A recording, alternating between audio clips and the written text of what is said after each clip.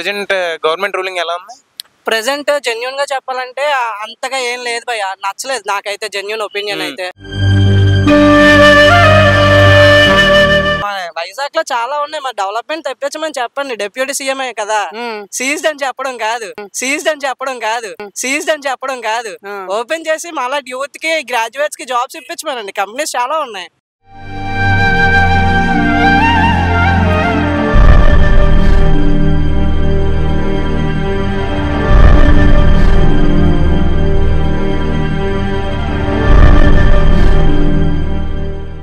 రామకృష్ణ గారి పరిపాలన ఎలా ఉంది?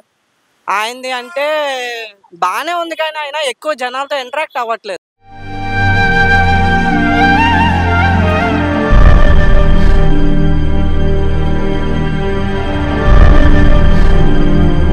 అంత బాగుందని చెప్తున్నారు కదా, అసలు ఎందుకు ఓడిపోయాడు అనుకున్నారు మీరైతే?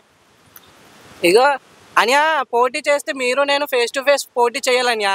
మీరు 100 మందిని తీసుకొస్తే నేను ఒక్కరిని ఏం నించోగలను, కానీ నేను దమ్ముండి నించున్నానంటే నేను చేసింది ఏదో మంచి ఉండబట్టే కదా నేను అంత స్టాండ్ తీసుకున్నానంటే. దానికి మీరు 100 మందిని తీసుకొస్తే మీరే గెలుస్తారు. ఎందుకు పక్క రాష్ట్రాల నుంచి కూడా తెచ్చేసుకోండి మీకు అంత దమ్ము లేనప్పుడు. నేను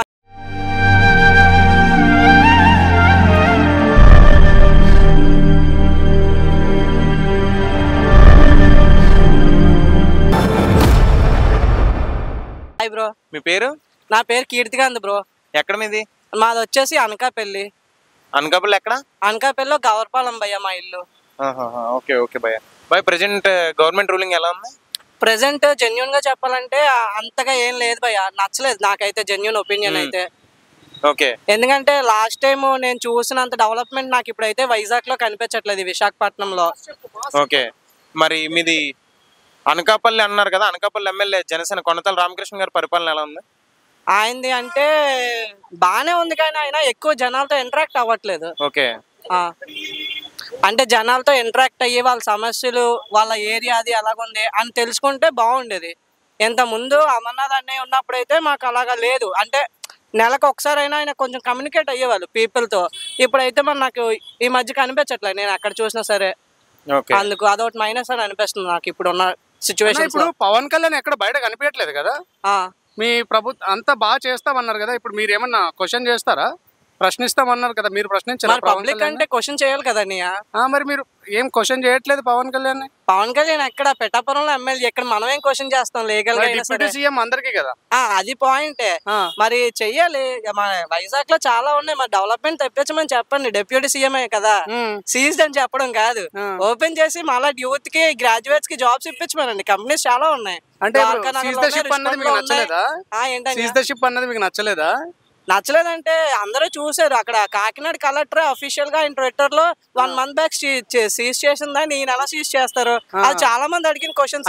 పబ్లిసిటీ కోసం సీజ్ ద షిప్ అన్నాడు. అంటే ఆయన పబ్లిసిటీతో పని లేదు కదా. నాకు ఆ పాయింట్ కి వస్తే ఆయన పబ్లిసిటీతో పని లేదు. మరి అలాగే ఎందుకు చేశాడు అనేది మనకి తెలీదు. సో అది అన్న, ఇప్పుడు ప్రతి పబ్లిక్ ఈవెంట్ లో, I mean pre release event లోని ఆటల్లో నీటిలోని కావాలని వైసీపీని టార్గెట్ చేస్తున్నారు అని మీకు ఏమైనా అనిపించిందా? అనిపించింది. నిన్న పాపం Vishwaksen Laila pre release event లో మన 30 years పృథ్వీ 151 గొర్రెలు ఉన్నాయి, అందులో 11 గొర్రెలే మనకు ఉన్నాయని దానిపైన చేశారు. దానిపైన వైసీపీ వాళ్ళు మొత్తంగా ట్వీట్లు వేశారు. దానికి విశ్వక్సేన్ సారీ కూడా చెప్పాడు. అది ఎంతవరకు కరెక్ట్? అంటే ఒక ప్రీ రిలీజ్ ఈవెంట్ లో రాజకీయం మాట్లాడొచ్చా, మాట్లాడకూడదా? ప్రీ రిలీజ్ ఈవెంట్ లో అసలు రాజకీయాలు ఎందుకు మాట్లాడతారని అంటే, నేను కూడా అసిస్టెంట్ డైరెక్టర్ గా వర్క్ చేసిన ఇండస్ట్రీలో. ఆయన ఏంటంటే పృథ్వీరాజు పొలిటికల్ పరంగా ఒక దాంట్లో ఉన్నారు. ఉండి మూవీ చేయడం అన్నది తప్పు కాదు, చెయ్యొచ్చు. కానీ చేసినప్పుడు ఆయన సినిమా గురించి ఆయన కో యాక్టర్స్తో ఎలా చేస్తారో అది వాళ్ళ ఎక్స్పీరియన్సెస్ షేర్ చేసుకోవాలి, కానీ వేరే వాళ్ళ గురించి ఎలా చెప్తారు? ఆయన విశ్వక్సేన్కి వచ్చినప్పటికీ ఆయన వెళ్ళిపోమాకే సినిమా చాలా స్ట్రగుల్ అవుతూ తీశారు. అది కూడా నేను చూశాను. ఆయన 0 నుంచి స్టార్ అయిన హీరో విశ్వక్సేన్. నాకు ఆ రెస్పెక్ట్ ఉంది. అండ్ నాకు కాంటాక్ట్ కూడా ఉంది ఆల్రెడీ. నేను పాగల్ మూవీకి నేను డైరెక్ట్గా కలిసి కూడా వైజాగ్లోనే మీట్ అయ్యాను విశ్వక్సేన్ గారిని.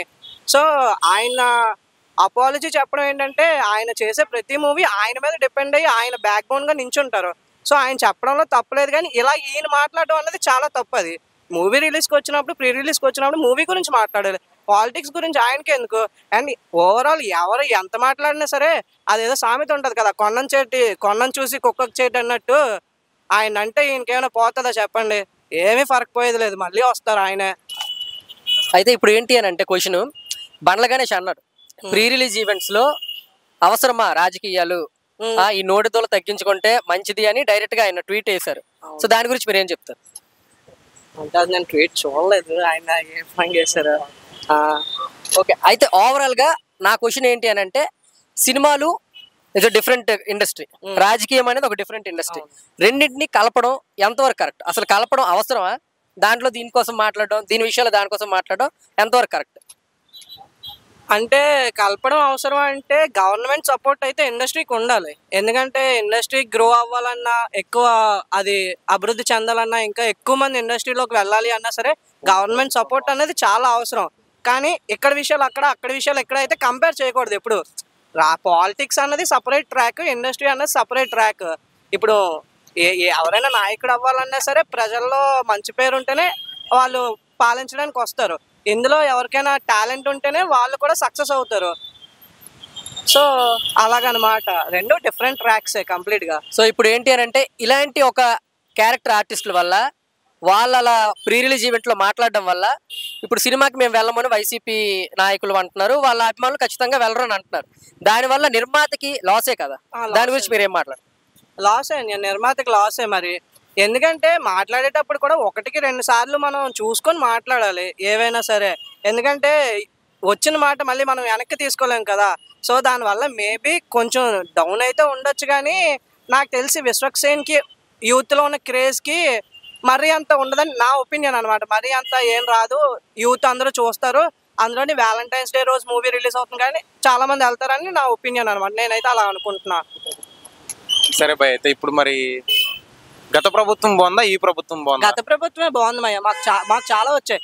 మేము స్టూడెంట్స్ కదా, మా కాలేజ్లో నేను నిజంగా అబ్జర్వ్ చేసింది ఏంటంటే, ఫీజు అని మా వాళ్ళు చెప్పే ముందే వాళ్ళకి వాళ్ళ మదర్ అకౌంట్స్ జాయింట్ అకౌంట్స్ అనమాట, వాళ్ళ అకౌంట్స్లో మనీ అది అమ్మఒడి పడిపోవడం అది చాలా జరిగేది. మా ఇంటి దగ్గరే ఆ వెహికల్ అది వచ్చి బియ్యము రేషన్స్ అన్నీ వాళ్ళే దగ్గరుండి ఇచ్చేవాళ్ళు. అండ్ ఏమంటారు సచివాలయంలో పనిచేస్తారు వార్డ్ మెంబర్స్ ఉంటారు కదా, వాలంటీర్స్ అందరూ కూడా వాళ్ళ డ్యూటీ అది ప్రతి ఒక్క వీధికి గ్రూప్ క్రియేట్ చేయడం, ప్రాబ్లమ్స్ ఏమున్నాయని పథకాలు రావడానికి వాలంటీర్ ఏమైనా డబ్బులు తీసుకున్నాడా? ఏంటన్యా మీకు ఆ పథకాలు అందడానికి వాలంటీర్కి ఏమైనా లంచం ఇచ్చారా అని అడుగుతున్నా. ఆహా లేదన్యా, దానికేమీ ఇవ్వలేదు నాకు తెలిసినంత వరకు. ఎందుకంటే నా ఫ్రెండ్స్ కూడా వాలంటీర్స్ గా చేస్తున్నారు చాలా మంది.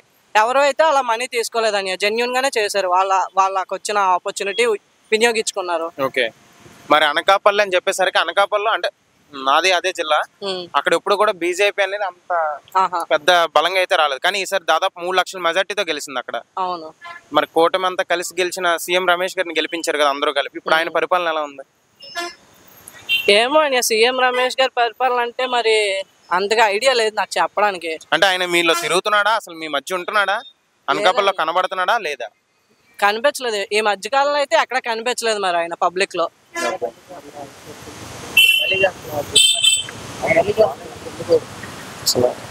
సరే, అయితే మరి అన్ని చేసాడు అంత బాగుందని చెప్తున్నారు కదా, అసలు ఎందుకు ఓడిపోయాడు అనుకున్నారు మీరైతే?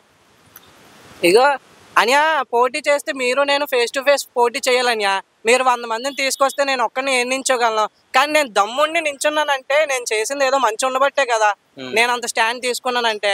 దానికి మీరు 100 మందిని తీసుకొస్తే మీరే గెలుస్తారు. ఎందుకు పక్క రాష్ట్రాల నుంచి కూడా తెచ్చేసుకోండి, మీకు అంత దమ్ము లేనప్పుడు.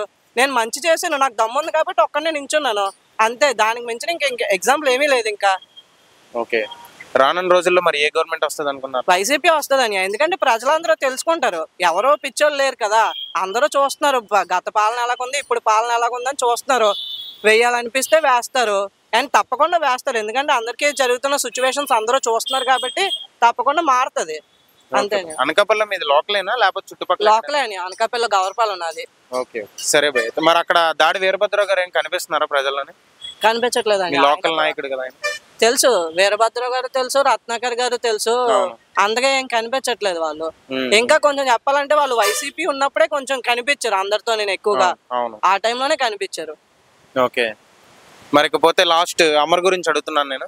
మీకు గత 5 సంవత్సరాలు ఎమ్మెల్యేగా ఉన్నప్పటికీ ఏ రోజు కూడా ఆయన నియోజకవర్గంలో తిరగలేదని, ముఖ్యంగా ఆయన అయితే మాత్రం పల్లెటూరులోనే గ్రిప్ ఉందని, టౌన్ లో అసలు ఆయన ఏదో అనకూడదు కానీ చుట్టం చూపుకి వచ్చినట్టు ఫంక్షన్లకి ఎవడు చచ్చిపోతే రావడం, లేకపోతే ఎవడు పుట్టినరోజులు రావడం తప్ప ఆయన ఎప్పుడు ప్రజల్లో తిరగలేదని టౌన్లో అని చెప్పి చాలా గట్టిగా వినిపించే మాటలు. అందుకనే స్థానాన్ని కూడా ఆయన మార్చారు. చోడవరం అన్నారు, పెందుర్తి అన్నారు, చివరికి గాజువాకలో వేశారు. మరి దాని మీద మీ అభిప్రాయం?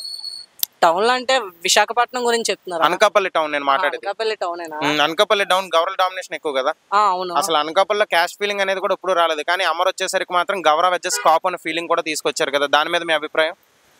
క్యాష్ ఫీలింగ్ గురించి నేను చెప్పలేను, కానీ ఆ పాస్ట్ టైమ్ లో అయితే మాత్రం అమరని పబ్లిక్ తో ఎక్కువగానే ఇంటరాక్ట్ అయ్యారు. ప్రతి ఫంక్షన్ కి వెళ్ళారు, అందరినీ అదే చెప్తున్నాను. ఆయన ఫంక్షన్లకు రావడం తప్ప పని అయితే శూన్యం.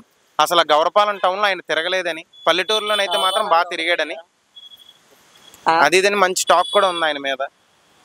అంటే జెన్యున్ గా చెప్పాలంటే ఆయన నాకు అంటే కొంచెం పర్సనల్ గా కూడా పరిచయం ఉందన్నమాట. ఆయన చేయడం అయితే పబ్లిక్ కి న్యాయం పరంగానే చేశారు. ఆవిడ గాని సత్యవతమ్మ గారు గాని ఆ టైంలో అయితే పబ్లిక్ కి చేశారు. అంటే అమర్నాథ్ సత్యవతమ్మ చేయడం కదా, వాళ్ళు చేసిందే ఉంది. మొత్తం జగనే కదా, అక్కడ బటన్ నొక్కితే మొత్తం స్కీమ్స్ ఇంటికి వచ్చి ఇంక వీళ్ళు ఏం చేశారు? అదే అంటే ఇప్పుడు వీళ్ళు ఏమైనా చేయాలన్నా సరే మరి ఆయనే కదా ముఖ్యమంత్రిగా ఆయన స్థానాన్ని ఆయన భర్తీ చేశాడు. కానీ ఒక శాసనసభ్యుడిగా, ఒక పార్లమెంట్ సభ్యుడిగా అయితే మాత్రం వీళ్ళంతా వైసీపీ నాయకులు అందరూ కూడా విఫలమయ్యారని చెప్తున్నాను. అసలు ఆయన చేసింది ఏమైనా పోనీ చోడవరం నుంచి అనకాపల్లి రోడ్డు ఎప్పుడైనా చూసారా? దర్జీనార్ రోడ్డు గానీ ఏమైనా? చూడలేదు. అసలు అనకూడదు కానీ రోడ్లు కూడా చాలా minus. Amar constituency main roads minus బాగా. దాని మీద మీ అభిప్రాయం? మరి ఆ టైంలోని డైట్ జంక్షన్ దగ్గర రోడ్డు ఉంటది కదా, ఫ్లైఓవర్. అది నేషనల్ హైవేకి సంబంధించింది కదా అది. ఓకే సారీ, మరి నాకు ఐడియా లేదు ఆ సైడ్ అయితే. మరి నేను ఎప్పుడు చోడవరం కూడా ఎప్పుడు వెళ్ళింది లేదు అసలు ఏ రోజును. సరే అయితే మరి అనకాపల్లి సత్యవతమ్మ గారు అసలు ఆవిడ ఎంపీ ముందు వరకు కూడా అంత ఎంతో తిరిగారు. ఎంపీ అయిన తర్వాత మాత్రం ఆవిడ హాస్పిటల్కే పరిమితం అయిపోయారని మాట్లాడుతున్నారు. అలాగేం లేదని ఆవిడ స్టూడెంట్స్ కోసం కూడా సంథింగ్ ఏదో చేశారు ఎంపీ అయిన తర్వాత కూడా. ఓకే, అనకాపల్లిలో మెడికల్ కాలేజ్ పెట్టాలనుకున్నారని. అవును, మరి ఆ మెడికల్ కాలేజ్ కూడా అక్కడ ఇప్పుడు మరి ఇప్పుడు ఆ మెడికల్ కాలేజ్ నర్సీపట్నంకి ఎందుకు వెళ్ళిందని? ఆ టైంలో రావాల్సిన మెడికల్ కాలేజ్ వస్తే ఎన్ని సీట్లు వచ్చినాయి? అక్కడ చేతకంతనమే కదా అక్కడ ఉన్న శాసనసభ్యుడికి. అప్పుడు శాసనసభ్యుడు అమర చేతకంతనం వల్ల నర్సీపట్నం వెళ్ళిపోయింది కదా. అది కదండి, అప్పుడు చేద్దాం అనుకుని అది ఆగిపోయింది వీళ్ళు వచ్చిన తర్వాత. అంటే మీకు తెలిసింది నాకు తెలియకపోవచ్చు, మేబీ నేను అనుకున్నది అనకాపల్లిలో మెడికల్ కాలేజ్ శాంక్షన్ అయిందని చెప్పాను. అవునవును. మరి అనకాపల్లిలో పెట్టాల్సిన మెడికల్ కాలేజ్ ని ఇదే జగన్ గారి ప్రభుత్వంలో నర్సీపట్నం వరకు ఎందుకు వెళ్ళింది? మనకి ఐడియా లేదని. ఓకే, మరి లాస్ట్ గా అంటే ఏమనుకున్నారు మీరైతే? అమర్ గారు అనకాపల్లిలో ఉంటే బెటరా, లేకపోతే విశాఖపట్నం ఉంటే బెటరా, లేకపోతే మొన్న రీసెంట్ గా ప్రకటించిన చోడవరం నియోజకవర్గంలో ఉంటే బెటరా? నేనైతే లేకపోతే ఆయన మీకు ఎంపీగా వస్తే బాగుంటుందా మీ జిల్లాగా? నేనైతే అమర్ గారు మా జిల్లాకి ఎమ్మెల్యేగా ఉంటేనే బాగుంటది, ఐటీ మినిస్టర్ గా ఉంటేనే బాగుంటది అని అనుకుంటున్నాను. ఎంపీయా ఎమ్మెల్యేనా? ఎమ్మెల్యేగానే ఉంటే బాగుంటదని. అంటే మీ లోకల్ కాన్స్టిట్యున్సీకి, మా లోకల్ కాన్స్టిట్యున్సీకి ఉంటేనే బాగుంటది ఆయన. ఎందుకంటే అందులోనే ఆయన పరిపాలన అది బాగా చూసాం మేము అందుకు. ఓకే బాయ్, అయితే థ్యాంక్ యూ.